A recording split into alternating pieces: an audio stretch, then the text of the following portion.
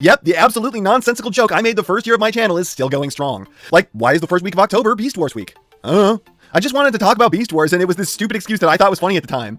Anyways, it's Robot Toys Scorponok. But first, your likes! Please give, and maybe subscribe.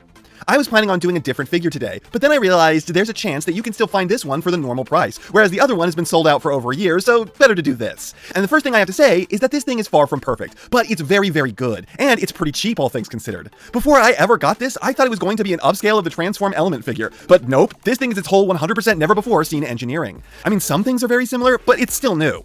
The sculpt in the paint is mostly fantastic. He's got this great chitinous texture work all over his body, and it's got this fine gloss sheen to it that really evokes the show model. The hips stand out for being a different plastic, and the elbows stand out for their obvious ratcheted gears, but the only other place that's a problem is the insides of the claws, where the sculpting completely terminates. I feel a great sense of longing for something in here, but at least the vast majority of the time, this is hidden. Outside of those three incredibly minor areas, this dude is just the spitting image of the show's worst Waspinator.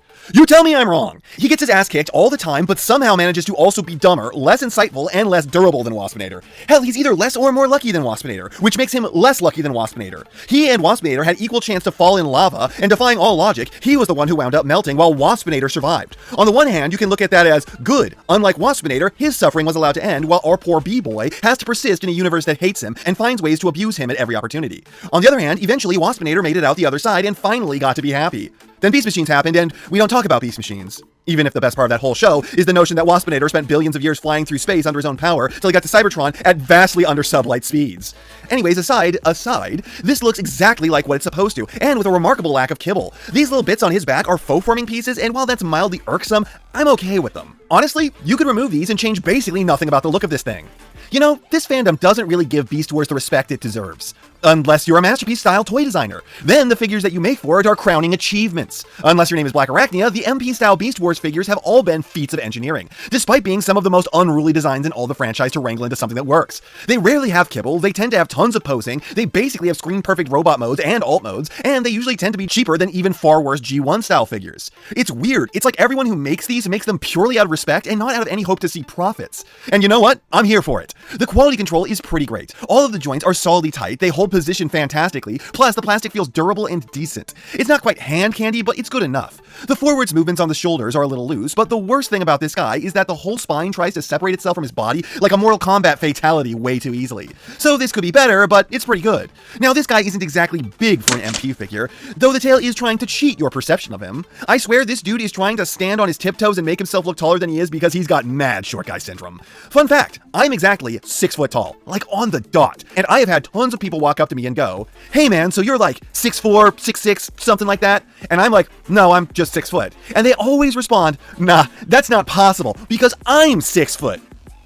No, you ain't, motherfucker! If you are trying to headbutt me and all you can reach is my nipple, you are way shorter than you think. People, stop telling yourselves, well, I'm 5'7", that's basically 5'8", and that's a nice rounder sounding number, and I'm sure I'll grow into that eventually. Then after a while telling yourself that you're that tall, you start to believe it, and then you go, well, I'm 5'8", that's basically 5'10", and from there you convince yourself and go, well, I'm 5'10", that's basically 6 foot.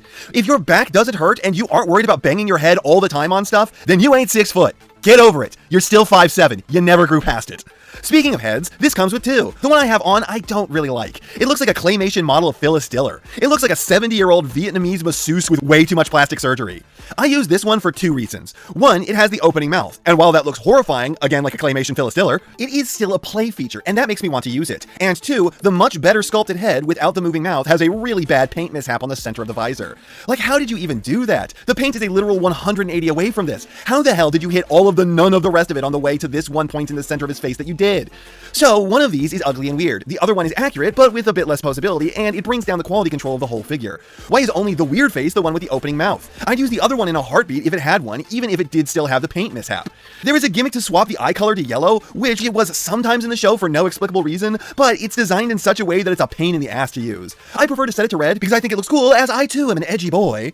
So the look of this robot mode is pretty great. I can't tell if the whole surface is painted with its glossy gleam, or if it's just the plastic that's doing that, but it captures the almost shiny look look of the character from the show. If that's not paint, then there's not a ton of it, but there is the exact amount it needs to highlight all of the special details, and otherwise the sculpt is near perfect. Though I should have mentioned earlier that he can't really sting with his tail, but in alt mode he's a bit better about that. The quality control is okay, brought down by the paint mishap in the center of the visor where it's most noticeable, and somehow wasn't caught. It also doesn't help that one of the two faces is just weirdly unpleasant to look at. And the back coming apart a little too easily is a problem, but I still do really like this mode. The other head would fix a lot of this thing's problems, it's just unfortunately the biggest victim of the QC. But otherwise this looks good and feels good, and it's exceptionally accurate. Now for accessories, we already know that he comes with a separate head, but he also comes with a separate pair of smaller pincers.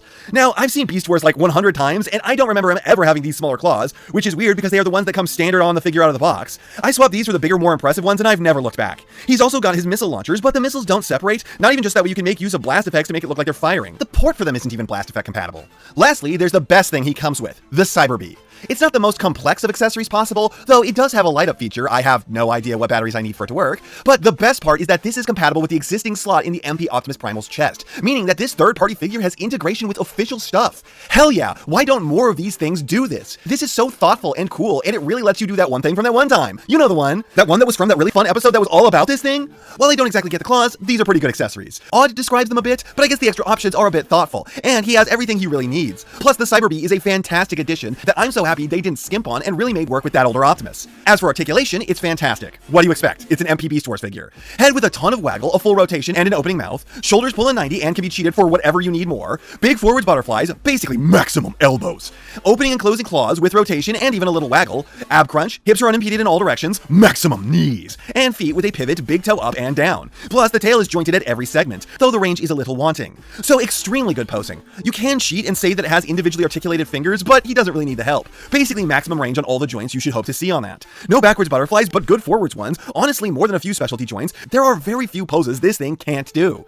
As for the transformation, I don't hate it, and I don't know that I can call it bad, but I'd also rather not, especially going into robot mode, where I actually removed and threw away a pair of the bug legs, because it's just so unruly dealing with them and the precise series of folds that they need to make in order to get in there. To be clear, this isn't painfully complex like with the MP Rhinox, it's just odd, very precise, and the bug legs are a chore. Plus, the beast head is so tenuously attached, I'm afraid that I'm going to snap it off every time I handle it. There's just no good way to go about getting the fangs out. Getting everything situated is a chore, it's not horrible, I just don't enjoy it. Robot mode is worse, getting into beast mode is fine, and then I'm not gonna blow smoke up your ass. This is a far from perfect Scorpion mode, but it is pretty good. There's a bit of jank going on in the body, but the biggest offender is just the head. It's definitely too wide, and it's doing the transform element thing of placing a plate over the feet to form it, but it's doing that both better and worse. Now, instead of just being the unaltered feet hanging out down there is some coverage trying to blend it in and make it look like it's all one cohesive whole, but that just calls attention to the gaps in it.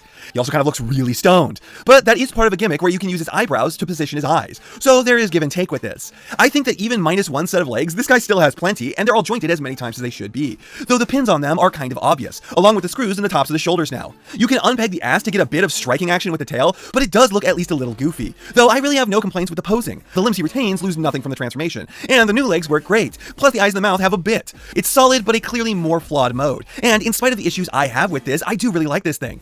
I mean, it being really cheap might have something to do with that, and maybe it's in part because it feels like Takara is never going to get around to this guy or any of the other Preds at this rate, so we are pretty bereft of options for the Season 1 villain cast. But it's not just the fact that there's really no other way to get a rendition of this character that makes me recommend him.